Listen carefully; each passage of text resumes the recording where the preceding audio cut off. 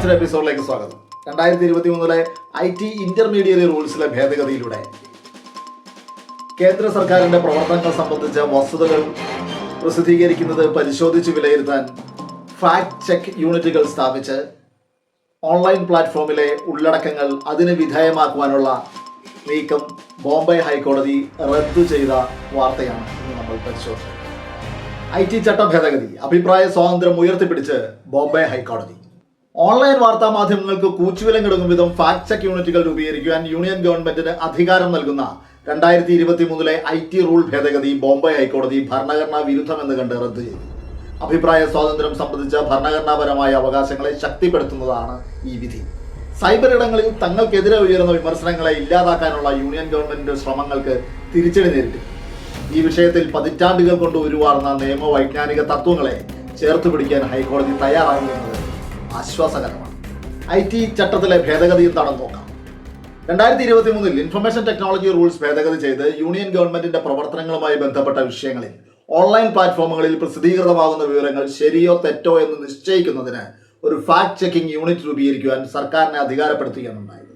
ഇതിനായി ചട്ടം 3(1)(b)(5) or in respect of any business of the central government is identified as fake or false or misleading by such fact check unit of the central government as the ministry may by notification published in the official gazette specify എന്ന് കൂട്ടിച്ചേർക്കുകയാണ് ചെയ്തത്. Cyber ഇടങ്ങളിൽ പ്രസിദ്ധീകൃതമാകുന്ന കാര്യങ്ങളെ സംബന്ധിച്ച് ഇടനിലക്കാരുടെ അഥവാ ഇന്റർമീഡിയറികളുടെ ഉത്തരവാദിത്തങ്ങൾ വിശദീകരിക്കുന്നതാണ് ചട്ടം 3. ഉദാഹരണത്തിന് സാമൂഹ്യ മാധ്യമങ്ങളിലൊക്കെ പ്രസിദ്ധീകരിക്കുന്ന കുറിപ്പുകൾക്ക് ഉത്തരവാദി അത് എഴുതുന്നയാളായിരിക്കും. പ്രസിദ്ധീകരണത്തിന് പ്ലാറ്റ്ഫോം ഒരുക്കുന്ന സാമൂഹ്യ മാധ്യമം ഇടനിലക്കാരനാണ്. ഉള്ളടക്കത്തിൽ ഇടനിലക്കാർക്ക് നിയന്ത്രണമില്ലാത്തത് കൊണ്ട് തന്നെ ഉത്തരവാദിത്തങ്ങളിൽ നിന്നും അവർക്ക് നിയമപരിരക്ഷയുണ്ട്. സാമൂഹ്യ മാധ്യമങ്ങളിൽ മാത്രമല്ല, ഇൻഫർമേഷൻ ടെക്നോളജി ആക്ടിന്റെ വകുപ്പ് 2W പ്രകാരം മറ്റൊരാൾക്ക് വേണ്ടി വിവരങ്ങൾ ശേഖരിക്കുകയും സൂക്ഷിക്കുകയും പ്രസിദ്ധീകരിക്കുകയും ചെയ്യുന്ന എല്ലാവരും ഇടനിലക്കാരാണ്. അതിൽ വെബ് ഹോസ്റ്റിംഗ് സർവീസുകൾ മുതൽ ഇന്റർനെറ്റ് സർവീസ് പ്രൊവൈഡേഴ്സ് വരെ ഉൾപ്പെടും. അതായത് സൈബർ ലോകത്തെ സർവ്വ സേവനങ്ങൾക്കും ഈ ചട്ടങ്ങൾക്ക് വിധേയമായി പ്രവർത്തിക്കേണ്ടി വരും എന്ന് സാരം. സാമൂഹ്യ മാധ്യമങ്ങൾ മാത്രമല്ല, ന്യൂസ് പോർട്ടലുകളും യൂട്യൂബ് ചാനലുകളും വെബ്സൈറ്റുകളും എല്ലാം സർക്കാരിന്റെ വസ്തുതാ പരിശോധന സമിതി എടുക്കുന്ന തീരുമാനങ്ങൾക്ക് അനുസരിച്ച് നീക്കേണ്ടി വരും. ഫലത്തിൽ ഓൺലൈൻ സെൻസർഷിപ്പാണ് ഉണ്ടാവുക. സർക്കാരിനെ സംബന്ധിച്ച വിവരങ്ങളുടെ സത്യാവസ്ഥയെന്ന് സർക്കാർ തന്നെ നിയോഗിച്ച ഒരു സമിതി തീർച്ചപ്പെടുത്തുകയും അതിന് വിരുദ്ധമായി പറയുന്നവരെ ശിക്ഷിക്കുകയും ചെയ്യാം. ഈ ഭേദഗതിയാണ് ബോംബെ ഹൈക്കോടതിയിൽ ചോദ്യം ചെയ്യപ്പെട്ടത്. കേസിന്റെ നാൾവഴി നമുക്കൊന്ന് നോക്കാം. 2023 ഏപ്രിൽ 6 വിജ്ഞാപനം ചെയ്ത ഭേദഗതിക്കെതിരെ പ്രമുഖ സ്റ്റാൻഡപ്പ് കൊമേഡിയൻ കുനാൽ കംറയാണ് ഇന്റർനെറ്റ് ഫ്രീഡം ഫൗണ്ടേഷന്റെ പിന്തുണയോടെ ആദ്യമായി ഹൈക്കോടതിയെ സമീപിച്ചത്. പിന്നീട് എഡിറ്റേഴ്സ് ഗിൽഡും അസോസിയേഷൻ ഓഫ് ഇന്ത്യൻ മാഗസീൻസും കക്ഷി ചേർന്നിരുന്നു. ബോംബെ ഹൈക്കോടതിയുടെ ജസ്റ്റിസുമാരായ GS പട്ടേൽ, ഡോക്ടർ നീലം ഗോഖലെ എന്നിവരുടെ ഡിവിഷൻ ബെഞ്ചാണ് കേസ് ആദ്യം പരിഗണിച്ചത്. ചട്ടങ്ങൾ സ്റ്റേ ചെയ്യാതിരിക്കാനുള്ള കാരണങ്ങൾ ബോധിപ്പിക്കാൻ കോടതി ആവശ്യപ്പെട്ടപ്പോൾ 2023 ഏപ്രിൽ 27 കേസിൽ വിധി വരുന്നതുവരെ ഫാക്ട് ചെക്ക് യൂണിറ്റ് രൂപീകരിക്കില്ല എന്ന ഉറപ്പ് ഗവൺമെന്റ് നൽകി. അന്ന് മുതൽ ഇൻ എഫക്ട് ഈ റൂളിന് സ്റ്റേ ആയിരുന്നു. 2024 ജനുവരി 31 ബോംബെ ഹൈക്കോടതിയുടെ ഡിവിഷൻ ബെഞ്ചിന്റെ വിധി വന്നു. ജസ്റ്റിസ് GS പട്ടേൽ ഭേദഗതികൾ ഭരണഘടനാ വിരുദ്ധമെന്ന് പ്രഖ്യാപിച്ചപ്പോൾ ജസ്റ്റിസ് നീലം ഗോഖലെ ഗവൺമെന്റിനൊപ്പം നിന്നു. ഇതേ തുടർന്ന് കേസിൽ ഭൂരിപക്ഷ വിധിക്കായി മൂന്നാമതൊരു ജഡ്ജി കൂടി വാദം കേൾക്കുവാൻ തീരുമാനിക്കുകയായിരുന്നു. ഹൈക്കോടതി വിധി വന്നതോടെ ഫാക്ട് ചെക്ക് യൂണിറ്റ് സ്ഥാപിക്കുകയില്ല എന്ന ഉറപ്പ് ഗവൺമെന്റ് അവസാനിപ്പിച്ചു. എന്നാൽ മൂന്നാമത്തെ ന്യായാധിപന്റെ തീരുമാനം വരുന്നതുവരെ യൂണിയൻ ഗവൺമെന്റിന്റെ ഉറപ്പ് തുടരണമെന്ന ആവശ്യം കക്ഷികൾ ഉന്നയിച്ചു. മൂന്നാമത്തെ ജഡ്ജ് ജസ്റ്റിസ് ചന്ദൂർക്കർ ഈ ആവശ്യം 2024 മാർച്ച് 13 നിരാകരിക്കുകയാണ്. ഇതേ തുടർന്ന് ഹർജിക്കാർ സുപ്രീം കോടതിയെയും സമീപിച്ചെങ്കിലും മാർച്ച് 20 വൈകിട്ട് 6:25 union government fact check unit രൂപീകരിച്ചു. 21 കേസ് പരിഗണിച്ച സുപ്രീം കോടതി ഫാക്ട് ചെക്ക് യൂണിറ്റ് രൂപീകരിച്ച നടപടി സ്റ്റേ ചെയ്തു. കേസിന്റെ വാദം ബോംബെ ഹൈക്കോടതിയിൽ തുടരട്ടെ എന്നും തീരുമാനിച്ചു. ഇനി നമുക്ക് ഡിസൈഡിംഗ് ജഡ്ജായ ജസ്റ്റിസ് ചന്ദൂർക്കറിന്റെ വിധി എന്താണ് എന്ന് പരിശോധിക്കാം. ഡിവിഷൻ ബെഞ്ചിലെ ഇരു ജഡ്ജിമാരും ഭിന്നാഭിപ്രായം രേഖപ്പെടുത്തിയ നിലയ്ക്ക് ലെറ്റേഴ്സ് പാറ്റന്റ് പ്രകാരം ഭൂരിപക്ഷ തീരുമാനത്തിനായി മൂന്നാമതൊരു ജഡ്ജ് കൂടി വാദം കേൾക്കുകയായിരുന്നു. ജസ്റ്റിസ് GS ചന്ദൂർക്കർ ആയിരുന്നു ഡിസൈഡിംഗ് ജഡ്ജ്. ലെറ്റേഴ്സ് പാറ്റന്റിലെ ക്ലോസ് 36 അനുസരിച്ച് മൂന്നാമത്തെ ന്യായാധിപൻ ആദ്യ വിധിയിൽ ഇരു ജഡ്ജിമാരും തമ്മിൽ അഭിപ്രായ ഭിന്നതയുള്ള വിഷയങ്ങൾ മാത്രം പരിശോധിച്ചാൽ മതിയാകും. അഭിപ്രായ ഐക്യമുള്ളതോ ഒരാൾ മാത്രം അഭിപ്രായം പറഞ്ഞതോ ആയ വിഷയങ്ങളിൽ പുനഃപരിശോധനയുടെ ആവശ്യമില്ല. ആദ്യ ബെഞ്ചിന് മുന്നിൽ വരാത്ത പുതിയ വിഷയങ്ങൾ പരിഗണിക്കാനുള്ള അധികാരവും ഡിസൈഡിംഗ് ജഡ്ജിനില്ല. അതുകൊണ്ട് എല്ലാ കക്ഷികളുടെയും വാദമുഖങ്ങൾ പൂർണ്ണമായി കേട്ടതിന് ശേഷം അഭിപ്രായ വ്യത്യാസങ്ങളുള്ള വിഷയങ്ങളിൽ സ്വന്തം നിഗമനങ്ങൾ രേഖപ്പെടുത്തുകയാണ് ജസ്റ്റിസ് ചന്ദോർക്കർ ചെയ്തത്. ആദ്യം അഭിപ്രായ വ്യത്യാസം ഇല്ലാതിരുന്ന വിഷയങ്ങൾ ഏതൊക്കെ എന്ന് നോക്കാം. വിഭാഗീയ നിയമം. IT ചട്ടത്തിലെ 2023 ഭേദഗതി വിവേചനപരമാണെന്നും വിഭാഗീയ നിയമമാണെന്നും ജസ്റ്റിസ് പട്ടേൽ തന്റെ വിധിയുടെ 178 മുതൽ 188 വരെയുള്ള ഖണ്ഡികകളിൽ വിശദീകരിക്കുന്നുണ്ട്. ചട്ടത്തിൽ യൂണിയൻ ഗവൺമെന്റിന്റെ പ്രവർത്തനങ്ങളുമായി മാത്രം ബന്ധപ്പെട്ട വസ്തുതകളെ ഒരു പ്രത്യേക വിഭാഗമായി കണക്കാക്കി അതിനുവേണ്ടി മാത്രം ഫാക്ട് ചെക്ക് യൂണിറ്റ് സ്ഥാപിക്കുമെന്നാണ് പറയുന്നത്. അത് ഭരണഘടനാപരമായി ന്യായീകരിക്കാൻ കഴിയുന്ന വർഗീകരണമല്ല. സംസ്ഥാനത്തെ ഗവൺമെന്റിന്റെ പ്രവർത്തനവുമായി ബന്ധപ്പെട്ട വസ്തുതകളുണ്ടല്ലോ, മറ്റു വസ്തുതകളും ഉണ്ടല്ലോ. തുല്യത ഒരു മൗലികാവകാശമായി ഉറപ്പു നൽകുന്ന അനുച്ഛേദം 14 ലംഘനമാകാതിരിക്കണമെങ്കിൽ ഇത്തരം വിഭാഗീകരണത്തിന് ഒരു യുക്തി വേണം. ഇവിടെ കേന്ദ്ര സർക്കാരിന്റെ പ്രവർത്തനങ്ങൾക്ക് മാത്രം വസ്തുതാ പരിശോധന എന്ന ഘടകം വരുമ്പോൾ അത്തരമൊരു യുക്തി അവിടെ ഉണ്ടാകുന്നില്ല. ആ വിവരങ്ങൾക്ക് അങ്ങനെ ഒരു പ്രത്യേകതയുമില്ല. അതുകൊണ്ട് തന്നെ ചട്ടം ഒരു വിഭാഗീയ നിയമമാണ്, ക്ലാസ് ലെജിസ്ലേഷനാണ്, വിവേചനപരമാണ്, അനുച്ഛേദം 14 വിരുദ്ധവുമാണ്. ഈ വിഷയത്തിൽ ജസ്റ്റിസ് ഗോഖലെ അഭിപ്രായം രേഖപ്പെടുത്തിയിട്ടില്ലാത്തതിനാൽ അഭിപ്രായ വ്യത്യാസം ഇല്ലെന്ന് അനുമാനിക്കേണ്ടി വരും. ജസ്റ്റിസ് പട്ടേൽ കണ്ടെത്തിയ രണ്ടാമത്തെ പ്രശ്നം ചട്ടങ്ങളിൽ സ്വാഭാവിക നീതിയുടെ ലംഘനമുണ്ടെന്നായിരുന്നു. ചട്ടങ്ങളിൽ പറഞ്ഞിരിക്കുന്ന കാര്യങ്ങൾ എങ്ങനെ നടപ്പിലാക്കുമെന്നതിനെക്കുറിച്ച് വിശദമായ മാർഗനിർദ്ദേശങ്ങളൊന്നും നിലവിലില്ല. വസ്തുതാ പരിശോധനാ സമിതിയുടെ തീരുമാനത്തിനെതിരെ ഹിയറിംഗിനായി നടപടിക്രമങ്ങളൊന്നും പറഞ്ഞിട്ടുമില്ല. വാസ്തവത്തിൽ പരാതി പരിഹാരത്തിനായി സംവിധാനങ്ങളൊന്നുമില്ലെന്ന്. മാത്രവുമല്ല, വസ്തുതാ പരിശോധനാ സമിതി കാര്യകാരണ സഹിതമുള്ള ഉത്തരവുകളാണ് ഇറക്കേണ്ടതെന്ന് നിബന്ധന പോലുമില്ല. അതുകൊണ്ട് തന്നെ ഏതു രേഖയുടെ അടിസ്ഥാനത്തിലാണ്, എന്ത് കാരണത്താലാണ് സമിതി തീരുമാനങ്ങൾ എടുത്തത് എന്ന കാര്യം ഇടനിലക്കാർക്ക് അഥവാ ഇന്റർമീഡിയറ്റുകൾക്ക് അറിയാൻ കഴിയില്ല. ഇതൊക്കെ സാമാന്യ നീതിയുടെ ലംഘനമാണ്. ഈ വിഷയത്തിലും ജസ്റ്റിസ് ഗോഖലെ അഭിപ്രായം പറഞ്ഞിട്ടില്ലാത്തതിനാൽ അത് തർക്ക വിഷയമല്ല എന്ന് വിലയിരുത്തേണ്ടി വരും. ഇനി അഭിപ്രായ വ്യത്യാസം ഉണ്ടായിരുന്ന വിഷയങ്ങളിലേക്ക് വരാം.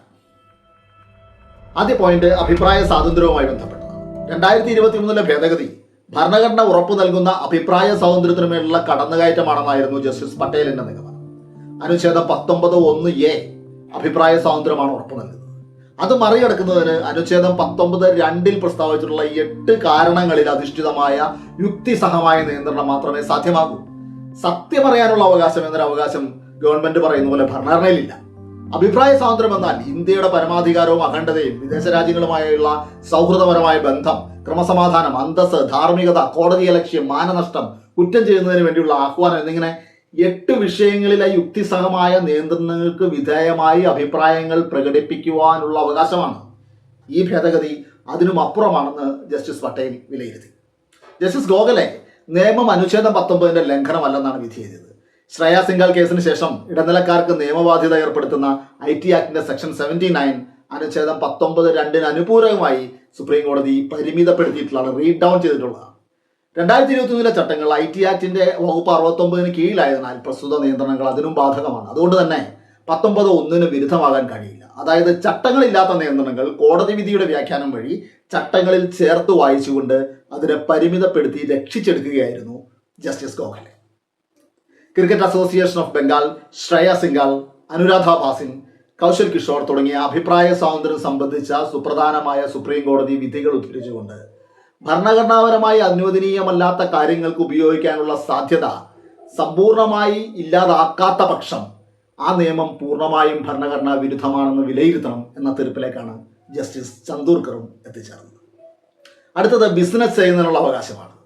വാർത്തകൾ പ്രസിദ്ധീകരിക്കുമ്പോൾ പ്രിന്റ് മീഡിയയിൽ ഇല്ലാത്ത നിയന്ത്രണങ്ങൾ ഡിജിറ്റൽ പ്ലാറ്റ്ഫോമുകളിൽ അടിച്ചേൽപ്പിക്കുന്ന IT ചട്ടങ്ങൾ ഇഷ്ടപ്പെട്ട തൊഴിൽ, വ്യാപാരം, ബിസിനസ് ഒക്കെ നടത്തുവാൻ അവകാശം ഉറപ്പു നൽകുന്ന ഭരണഘടനയുടെ അനുച്ഛേദം 19(1)(g) ലംഘനമാണെന്ന് ജസ്റ്റിസ് പട്ടേൽ വിധിച്ചു.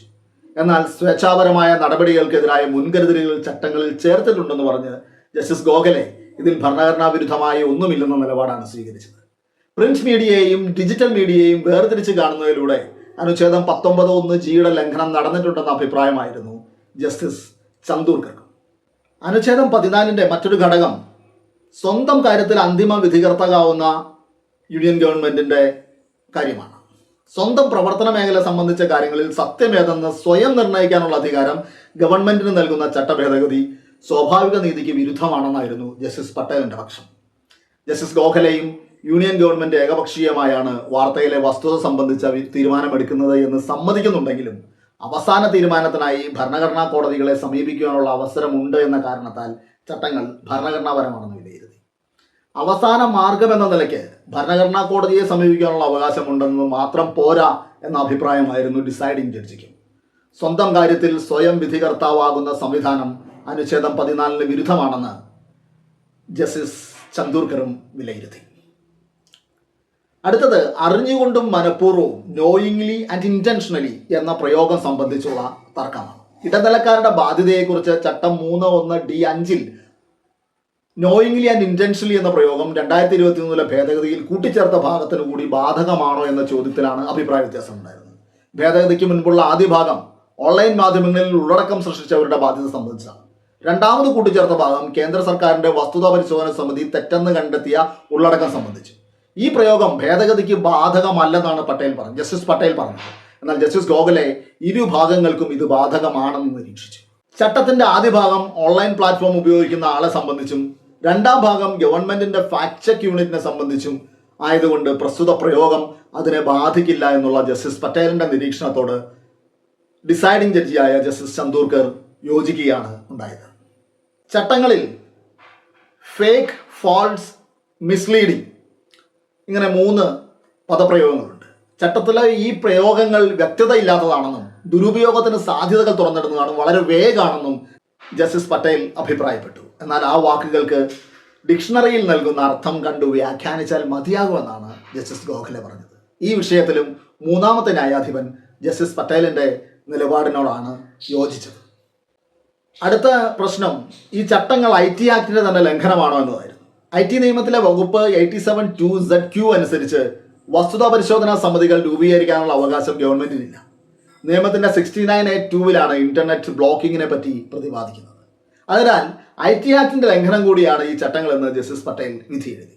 എന്നാൽ 2009 ബ്ലോക്കിംഗ് റൂൾസിന്റെയും എത്തിക്സ് കോഡ്സിന്റെയും അടിസ്ഥാനത്തിലാണ് ബ്ലോക്കിംഗ് ചെയ്യാൻ കഴിയുക എന്നതുകൊണ്ട് ഭേദഗതിയിൽ നിയമവിരുദ്ധമായി യാതൊന്നും ഇല്ലെന്നായിരുന്നു ജസ്റ്റിസ് ഗോഖലെയുടെ കണ്ടെത്തൽ.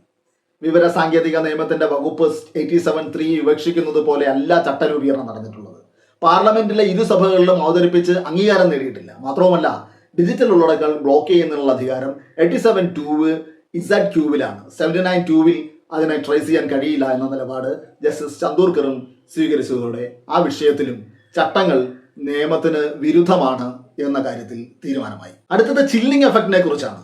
നിയമപരമായ പ്രത്യാഘാതങ്ങളെ ഭയന്ന് ഉള്ളടക്കത്തിലും അഭിപ്രായ പ്രകടനത്തിലും പ്രത്യക്ഷമോ പരോക്ഷമോ ആയ സെൻസർഷിപ്പ് കൊണ്ടുവരുന്നതിന് ചട്ടങ്ങൾ കാരണമാകുമെന്ന അഭിപ്രായമായിരുന്നു ജസ്റ്റിസ് പട്ടേലിന്. ഇതിനാണ് നിയമത്തിന്റെ ഭാഷയിൽ ശീതീകരണ പ്രഭാവം എന്ന് മലയാളീകരിക്കാവുന്ന ചില്ലിംഗ് എഫക്റ്റ് എന്ന് പറയുന്നത്. അഭിപ്രായ സ്വാതന്ത്ര്യത്തിന് അഭികാമ്യമല്ലാത്ത രീതിയിലുള്ള നിയമപരമായ ഭീഷണി ചില്ലിംഗ് എഫക്റ്റിന് കാരണമാകുമെന്ന് അദ്ദേഹം കരുതുന്നു. ഇടനിലക്കാർക്ക് കോടതിയെ സമീപിക്കാൻ കഴിയുമെന്നതിനാൽ ശീതീകരണ പ്രഭാവം ഉണ്ടാവില്ലെന്നാണ് ജസ്റ്റിസ് ഗോഖലെയുടെ വാദം. അനുച്ഛേദം 19(2) നൽകുന്ന സംരക്ഷണം ഇടനിലക്കാർക്ക് ഇല്ലാതാവില്ലെന്ന നിലപാട് അവർ ആവർത്തിക്കുന്നു. ഇവിടെയും ജസ്റ്റിസ് ചന്ദൂർക്കർ ജസ്റ്റിസ് ഗോഖലെയോട് വിയോജിക്കുകയാണ് ചെയ്യുന്നത്. അങ്ങനെ ഈ ചട്ടങ്ങൾ ചില്ലിംഗ് എഫക്റ്റിന് കാരണമാകും എന്ന് ഹൈക്കോടതി വിധി എഴുതി എന്ന് നമുക്ക് മനസ്സിലാക്കാൻ കഴിയും. അടുത്ത പ്രശ്നം ചട്ടങ്ങളെ പരിമിതപ്പെടുത്തുന്ന റീഡ് ഡൗൺ ചെയ്യുന്ന വ്യാഖ്യാനങ്ങളിലൂടെ അവയെ സംരക്ഷിക്കാൻ കഴിയുമോ എന്നതാണ്. മിസ്ലീഡിംഗ് എന്ന പ്രയോഗം നീക്കം ചെയ്തുകൊണ്ട് ചട്ടത്തെ സംരക്ഷിക്കാൻ കഴിയുമെന്ന നിലപാടിനോട് ജസ്റ്റിസ് പട്ടേലിന് യോജിക്കാൻ കഴിയുന്നില്ല. ചില പ്രയോഗങ്ങളെ റീഡ് ഡൗൺ ചെയ്യാൻ കഴിയുമെങ്കിലും പാടെ നീക്കം ചെയ്യുക, റീഡ് ഔട്ട് ചെയ്തുകൊണ്ട് നിയമത്തെ സംരക്ഷിക്കുന്നത് ജുഡീഷ്യറിയുടെ പണി അല്ല എന്ന് അദ്ദേഹം വ്യക്തമാക്കുന്നു. അഭിപ്രായങ്ങൾ, കാഴ്ചപ്പാടുകൾ, രാഷ്ട്രീയ ഹാസ്യങ്ങൾ, സറ്റയറുകൾ, വിമർശനങ്ങൾ തുടങ്ങിയവ ചട്ടത്തിലെ വിവരങ്ങൾ എന്ന പ്രയോഗത്തിന്റെ നിർവചനത്തിൽ നിന്ന് ഒഴിവാക്കാമെന്ന ഗവൺമെന്റിന്റെ വാദവും നിലനിൽക്കുന്നതല്ല.